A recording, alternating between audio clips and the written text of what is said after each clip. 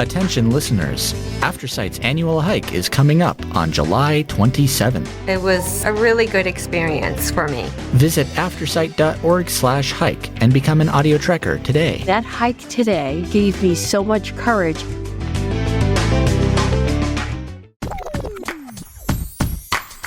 Hello, thank you for joining us today. My name is Lori. Hello, everyone, and welcome to another episode of the Volunteer Spotlight. I am your host, Evan Starnes. Really hope everybody has been staying cool this summer. Good Lord, it's been hot and not even that rainy. But it is July, and that also means that the Audio Trekkers hike is less than a month away on July 27th. And we've got a lot of volunteers and a good number of hikers registered. So if you'd like to register, go to aftersight.org/hike and join the Audio Trekkers. Now, also, we do have some teams I did want to kind of remind everybody of. You can join a team for one of our podcasts, whether that be The Blind Chick, Blind Level Tech, Blind Sight, just as kind of like a very friendly competition for our hikes. So because I'm the host of Blind Level Tech, I can say without a doubt, join Blind Level Tech. Anyway, this month's Volunteer of the Month has been with us since about 2015. So she's almost on her 10-year mark. And that is Lori Hendrickson, the reader of the Grand Junction Sentinel. Hey, Lori, and thank you for joining me under the spotlight today. Hi, Evan. Thanks for having me. Absolutely.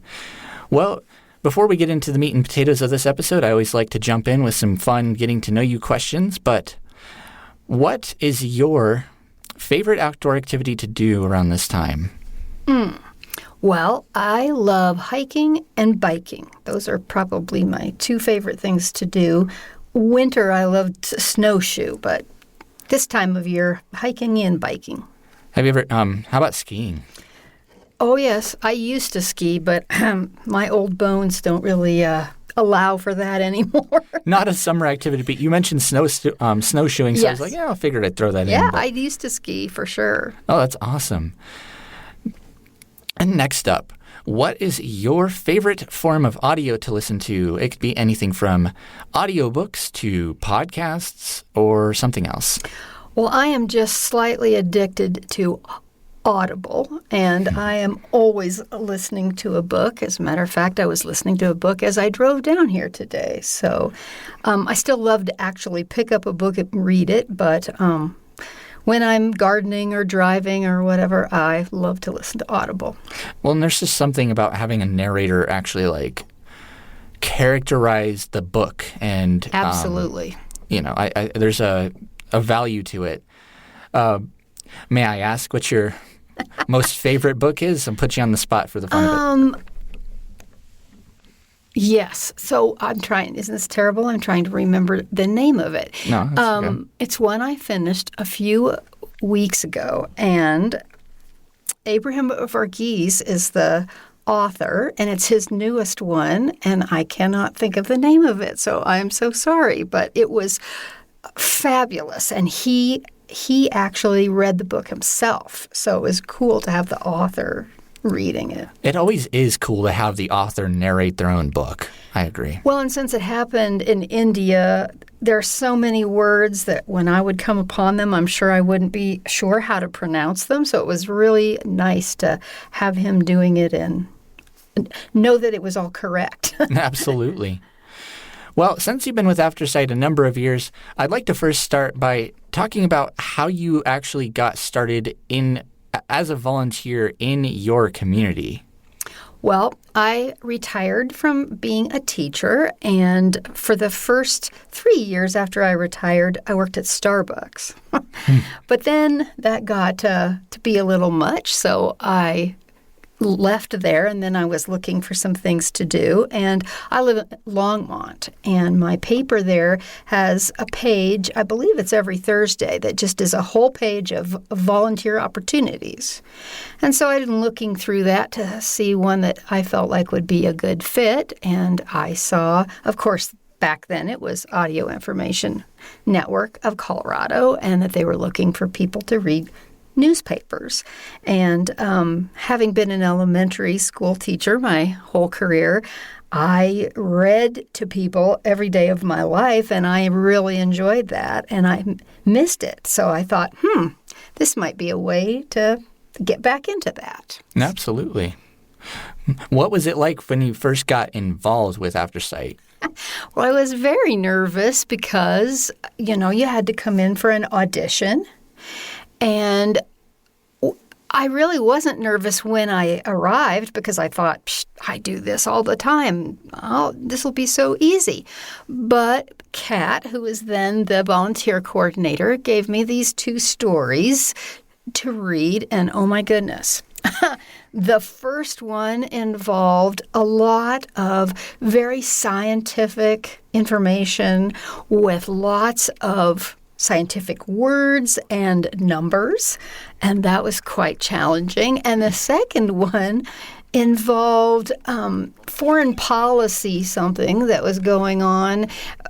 Russia was involved in lots of Russian place names and surnames. And so, it was very, very challenging. So I got more nervous as I went along. But apparently I did all right because she told me I passed and I could become a volunteer. That's awesome. Did they give you a word list too? Or did she give you a word list? I'm trying to remember.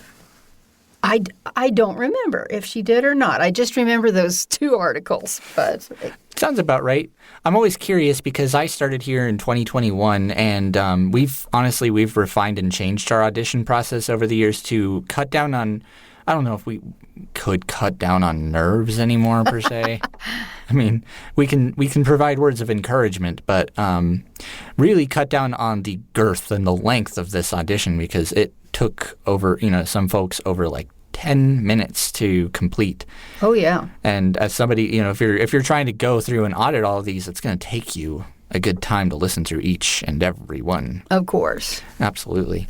Now, you started and have continued to read, I would assume, the Grand Junction Daily Sentinel. That is correct. Absolutely. And you started here in studio. Yes, I did. So what was the very first, how long would you say it took you to kind of get over that first day mic fright, as I've started to call it? Oh, it took more than 1 day, that's for sure. I would say after 3 months, I felt really confident, not only with just the whole idea of broadcasting, but using the equipment properly and things like that. Absolutely. And was there like a particularly important lesson or something that stood out to you that you learned from volunteering with us? Well, it's a loaded question. Nothing that I'd say there's one thing that I would say, but just to put yourself out there and don't be afraid. I remember coming upon some words town names that I wasn't sure how to pronounce. And I remember Kat saying, as long as you say them with conviction and you say them the same way every time, then you're golden because, everybody's just doing the best they can and don't worry about it. And that really helped me not to be quite so nervous. Absolutely. Well, and especially if you're reading papers and they're, especially if they're talking about like a large event or something happening in an oddly named, I don't know how else to word it, but like an oddly named part of the state. Yes. And you second guess yourself. And I think the hardest part from what I've heard is like when you're actually like live reading and you stumble upon a word and you're like, what? Huh? Yes. And you pause for You do, yes. You can't help it because your mind is just going a million miles an hour about how to attack that. Yeah, absolutely. Now, do you like to do you cold read pretty much everything, or do you like to kind of preview what you're gonna read ahead of time? Well, in the first year or so, I really liked to cold read. And I didn't cold read the whole article, but I would certainly go through the first maybe 3 paragraphs, because usually any of those names or place names that are going to be difficult show up in those first few paragraphs. So yes, I pre-read for a long time. But then you get complacent, I guess you would say. You just get more comfortable. And especially during COVID, it took me so long just to do everything I needed to do for the recording that I really didn't have time to not cold read anymore. So I started just cold reading, and that's what I do now. Absolutely. Now, this is a bit of a loaded question, and it's okay if you don't have one, but was there a particular article over the many, many editions of the Grand Junction Sentinel? Was there just like one article that stood out to you in any particular way, whether it made you laugh or just kind of struck a nerve or whatever it might be? I can't honestly say there was a certain article, but what I can say is I so enjoy reading the Grand Junction Sentinel because people who live on the Front Range don't always realize how the Western Slope is a whole different world over there. And I really enjoy reading what's important to them, gas and oil and wild horses and just so many things that really, when you live here in Boulder on the Front Range, don't cross your mind all the time. And so I really appreciate reading what's important to them over there, and it gives me a sense of we live in a diverse state, and it's great to know what's going on over there versus what's going on over here. Well, in Grand Junction, at least from our perspective, is on the other side of Colorado. It's almost its own little state in and of itself. It is. It's very different from the Front Range, yes. Well, and that's why I like in your particular reading, and there's only a few volunteers that do this, and as we kind of start to standardize our the formats for what people read, yes. I hope we can include this, but I always like that you included the weather at the end of your recording, and I wish more people would do that. Oh, well, that's good to know, because that is one thing that is there wasn't so much standardization, and it was just read everything on the front page, local things after that, and then fill in with what you think is best. And I just feel like weather is important in people's lives, and so I always try to end with that. Plus, it gives me a little wiggle room that if I'm running short on time, I can just do today's weather. But if I have a few extra minutes, I can throw in the forecast and how much rain and, things like that. Well, it's always a consistent way to end your show. You're not trailing off on an article or, and so, some people have to do that. If you're in the middle of an article and you reach that mark, you just kind of have to stop at a good point because otherwise you're totally going to go over time for sure. Right. Absolutely. Now, Lori, you've been an at-home reader since COVID. And this is honestly one of my favorite things to talk about here on Volunteer Spotlight. But to the best of your abilities, can you describe your recording setup, like even down to the space? Because even like the room that you record in and what's around you can affect how it sounds. Well, of course, when COVID hit and it was like, well, you can't go in to record anymore. And they, suggested that maybe you could set up a recording studio in your home and do it. And I am not a techie person at all, a kindergarten teacher, not gifted in that area. But I had a son-in-law who he's a sound guy, and he was like, I've got the perfect microphone and I can help you get it set up. So he came over, and so we have an office in our house and roll-top desk where our computer and everything is. And so he set me up there, and I have no idea what kind of a mic it is, but looks fancy. Sounds good. I can say that. And it was a big challenge just figuring out how to just use the software to edit. Because in the beginning, I went through and edited everything, and yeah, it took a really long time, but it became easier. I have to admit there were some tears the first few months because I just didn't really know what I was doing, and if I ran into a problem, sweet Alex had to help me through a lot of things, and she was always so helpful and did not make fun of my gaffes. So she got me through it, and then it became just easier. And it was funny. I kept thinking, oh, I can't wait until we can go back in the studio. And then that day came, and I'd gotten so comfortable just doing it in my pajamas at home that I thought, oh, I think I'm going to just keep doing it from home rather than drive to Boulder. So Right. It still sounds really good. Well, Absolutely. I'm glad to hear that because it's not, I don't have any soundproofing. It's just our office, and that's it.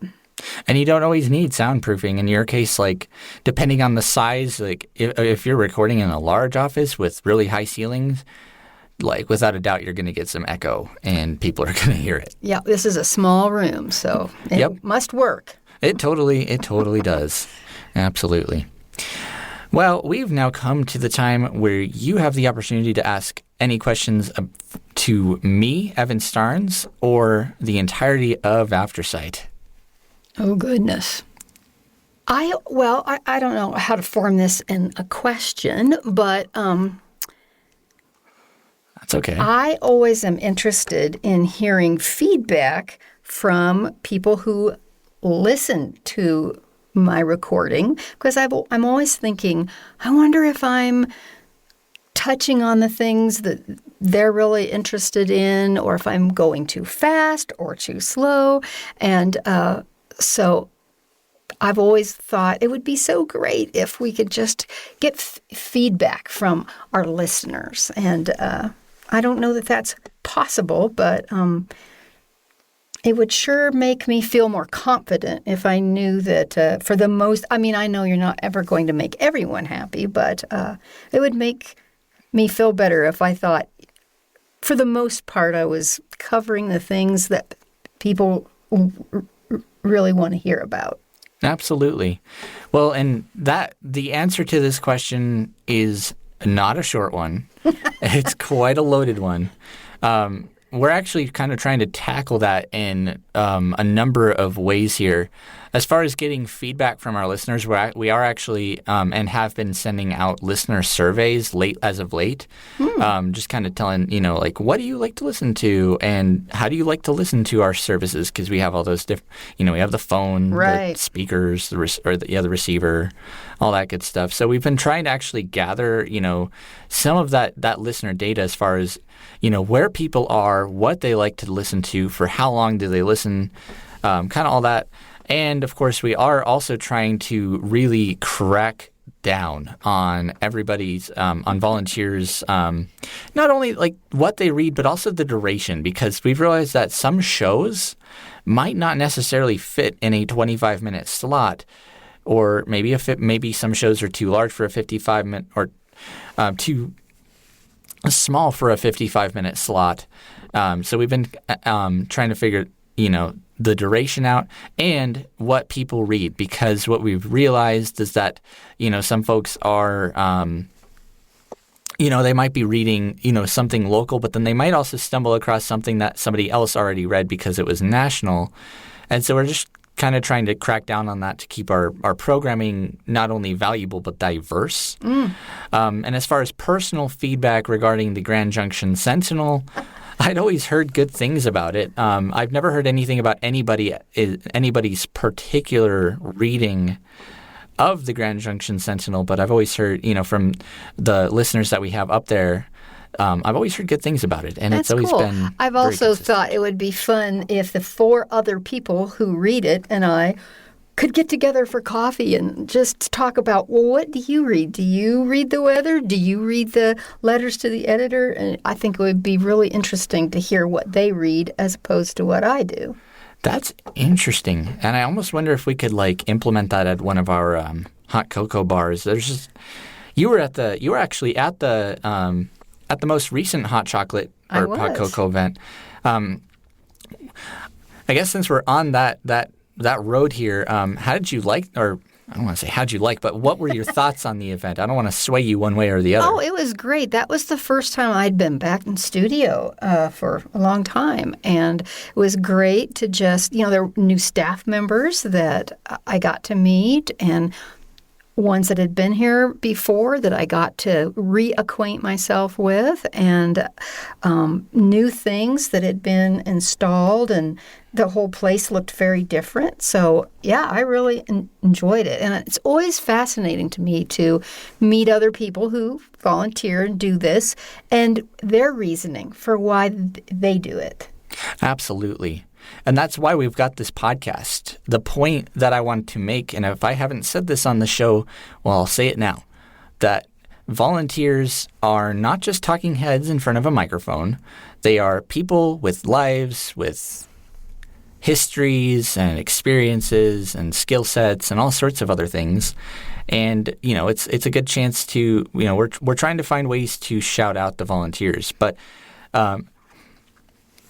I really do like – I really, really like your idea of having like a publication group meetup kind of. I think it would be really fun. And it really could be. And I'm because what I was originally thinking in the first place is this something we could implement at one of our large events? But my Lord, there were so many people there. It was very crowded. Yes, it was, which is a good thing. It definitely was a good thing, but it was hard to navigate. Well, and I have no idea where those other 4 people live, whether they're even on the Front Range or, I know people that have heard about people who record from very far away. So I have no idea whether getting together physically would even be an option. But I wish it was. I don't know if it would be. I guess for certain papers, yeah. But since, we've got volunteers not only nationally but internationally. Right. It might be one of those things we have to do virtually. I was going to say, we can always do Zoom because we all learned how to do that. We all know how to use Zoom. Indeed. Well, Lori, is there anything you'd like our audience to walk away with before we wrap up this episode? Well, I guess I would just say if it is within your power to volunteer in any way that you feel comfortable, I would encourage you to do it because it certainly brings a lot of enjoyment to my life and makes me just feel like I'm giving back to my community. And so I'm a big volunteer advocate. That is awesome to hear. I love hearing that. Indeed. Well, Lori, thank you so much for joining me under the spotlight today. Definitely appreciate it. You are most welcome. I'm honored to be asked. Absolutely. And thank you all so much for listening and joining us for another episode of the Volunteer Spotlight. I've been your host, Evan Starnes, and I will hopefully see you guys on the hike. Otherwise, I will see you all next time.